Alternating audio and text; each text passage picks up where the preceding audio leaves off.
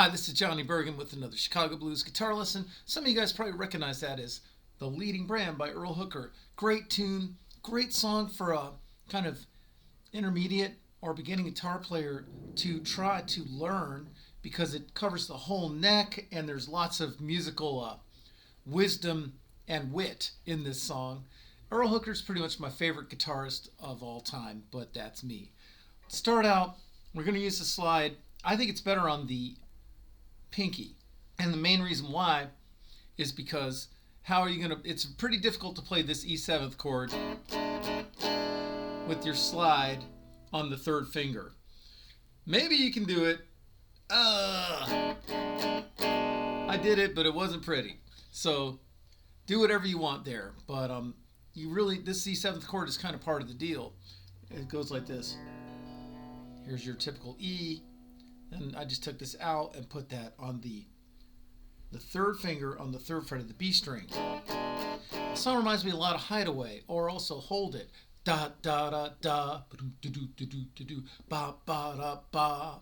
And on the 4 you have an A7. And then he just moves his A7th. You got to sort of simplify things because you only got 3 fingers, right? And that's the A7th. This is just barring here, 2nd fret with your first finger, D, G, and B strings. And then I use my third finger. You could do this, but it's sort of out of balance. This is more balanced to use your third finger on the 3rd fret of the E string. Move it up 2 frets, and you got that. So I'm getting ahead of myself a little bit, but that's why it reminds me of Hideaway, is that da da da da thing. And it's a nice way to solo. It's a nice structure for a song.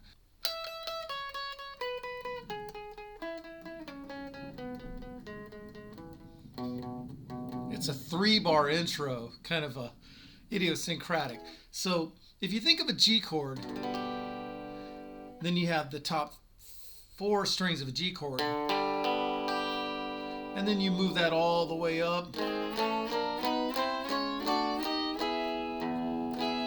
to your first finger's barring on the 9th fret, and your third finger's barring on the your third finger's playing the 12th fret of the E string. Then you got it, right? So 12-9, 12-9 B string, roll. That's the E note on the G string 9th fret. Then just slide your finger back. You can. There's other ways to do it. You could sort of map out a whole G chord, a whole G shape chord if you wanted to.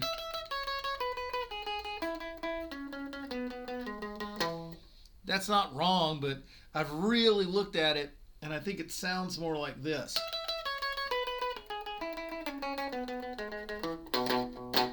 Same notes, but different place. So once I got through here, then I went to this area.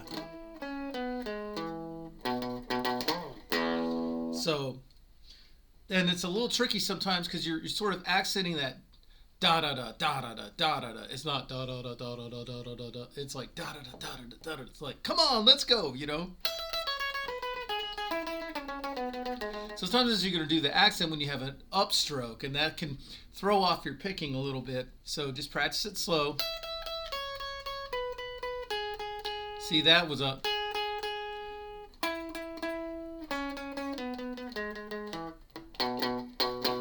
And then your turnaround is just one note, the 7th fret E string. So in case you're wondering what that was, it's 9, 6 on the G string, 9, 6 on the D string, 2nd finger on the 7th fret of the A string, and then you roll that over. So it's the rolls is how you get from place to place, right? Slide it down. 2nd finger. And then you have this cool bassline melody thing.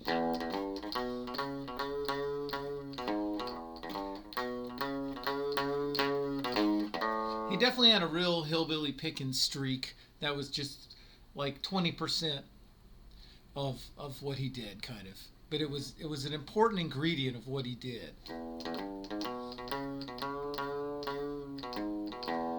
That's 3, 4, low E string, first finger on the 2nd fret A string. And then you have this little bend on the 4th fret A string.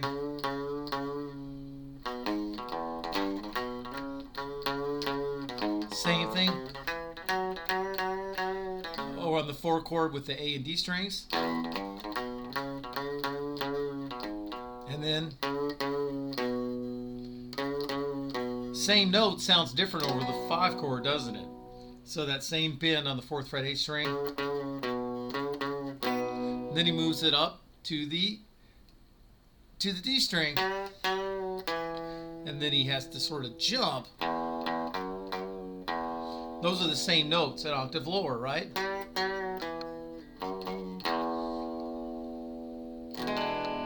That's him playing country music.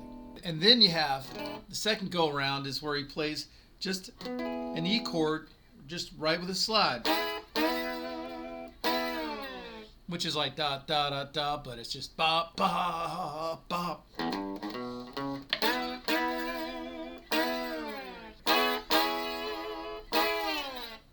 Sounds like Muddy Waters and Rock Bottom.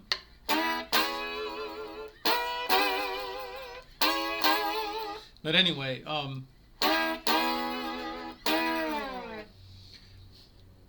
that's it. 9th fret. It's just it's an E chord, right?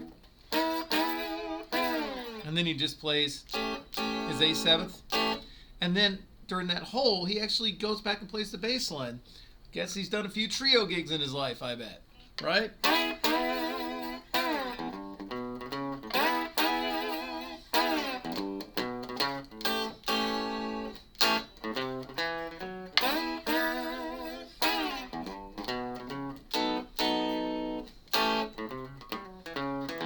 Sometimes he'll jazz up his bass lines a bit.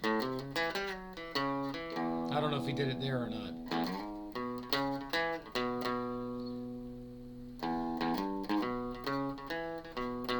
And now he's coming to, we have 12 bars of some really nice slide playing. So it's just like Robert Nighthawk, Sweet Black Angel. He's playing out of here. Except we're going to add this note, which you don't hear Robert Nighthawk do too much. So he starts out, it's very sing-songy. If you have a hard time picking up the melody, you can always try playing it without a slide first just to get used to it. If you played it without a slide, it'd be kind of like this. And I'm playing out of this E chord right here, right? The same one that we had at the intro.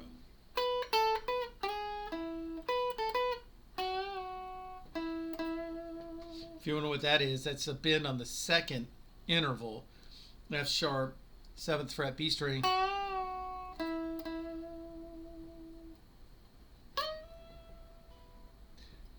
See, it's little things like that that sort of take you off guard a little bit and surprise you. And that it just shows, it's how he sort of casually shows what a master he is, you know.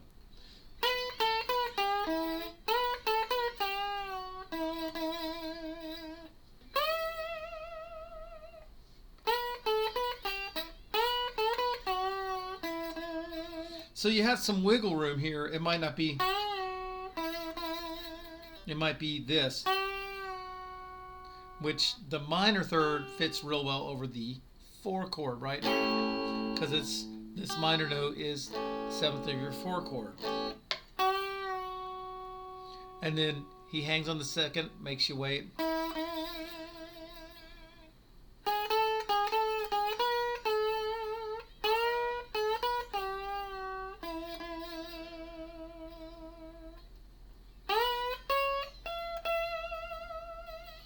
So that was the first go around, and a little bit of the second one.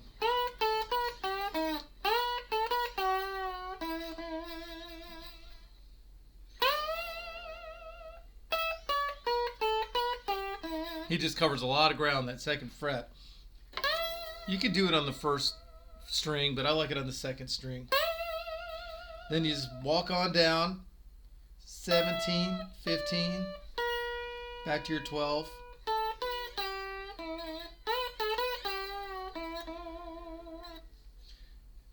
And Now we're on the 5. Notice how this note fits so well over the 5? Because it's the 7th of your 5 chord.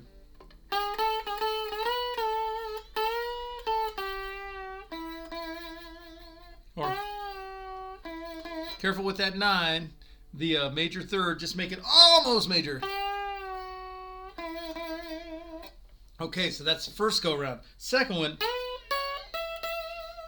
Ba ba ba ba ba. That's the horns. So that's 12, 14, and 17, the 1. You want to do it there? Fine. You want to do it here? Fine. I like doing it here, and here's why. Then I have a shorter way to go to my next spot, which is 19th fret, right? Yeah. So this is an octave higher than all this. Yep, here we go. He's like, oh, well, I played it here, now I'll play it up here. And this area,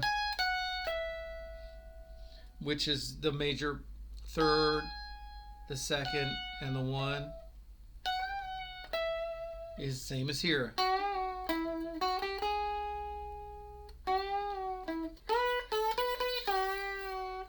See how I sort of inflected that and didn't hit the major third all the way. Do the same thing here.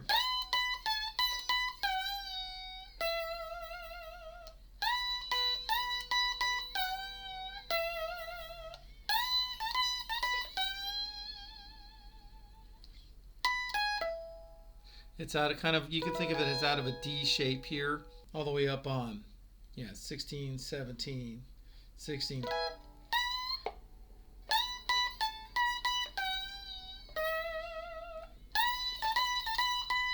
Just like this. And then he does something great. You got to really relax your hand to do this. That's cool. You can practice that with your first finger if you want.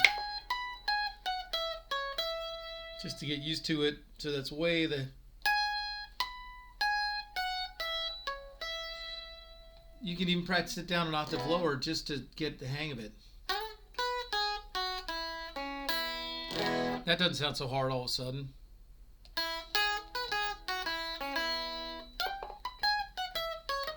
Or...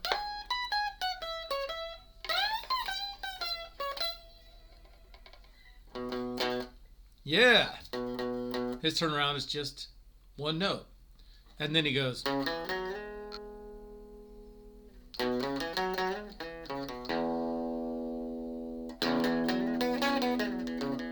Which is one of the best moments in this song. Yeah. So this is kind of out of a C bar chord to me. If you have a C, you move it all the way up here, and you were able to do this. You don't have to play it, you just have to think it, right? So this is the 6th fret and on the D string, 4th fret on the G string. So then he does a solo based in here. So it's the melody is the same. It's just he keeps presenting it in different ways,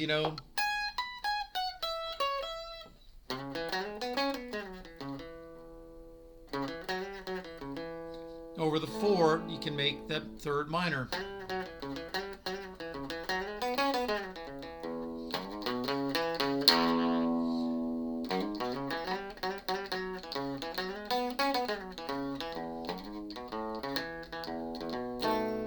He doesn't do that, doesn't play the chord. Anyway, I think you can figure that out, Everything's kind of 2nd and 4 and 6.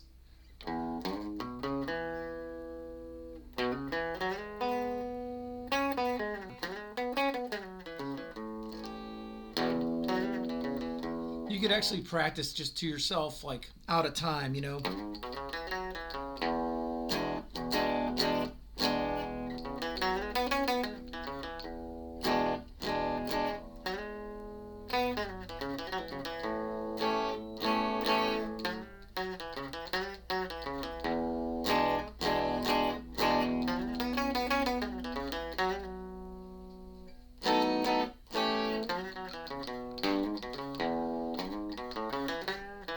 That's one of his good turnarounds.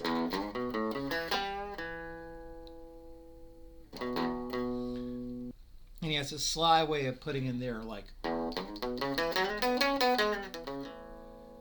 it's kind of like he's playing a little trick on you. And so I like this one bass line that goes like this.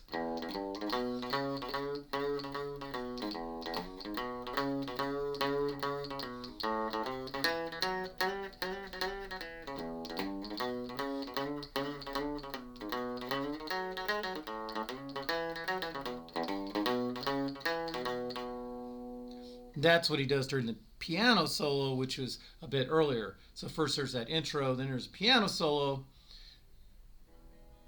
and then so first there's this bass line thing, and then there's a piano solo, and then he does the slide. So anyway, have fun with this song. It's just so much fun to play. I'm just gonna play it a little bit. Here we go. One more time. Here we go.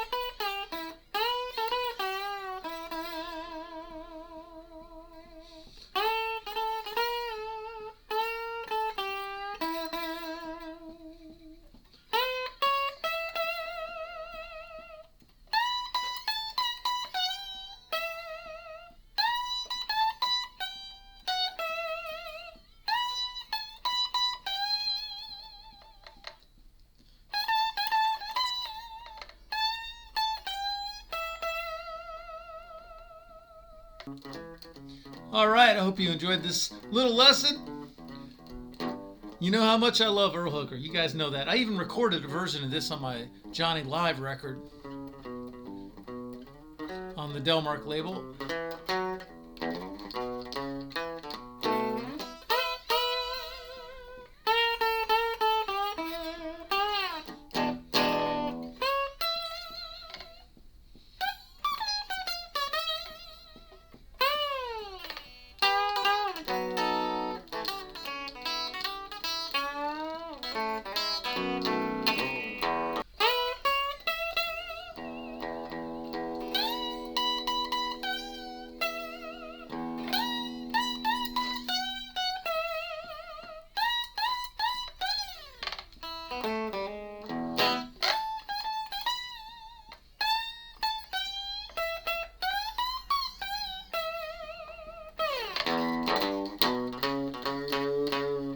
All right, taking it home.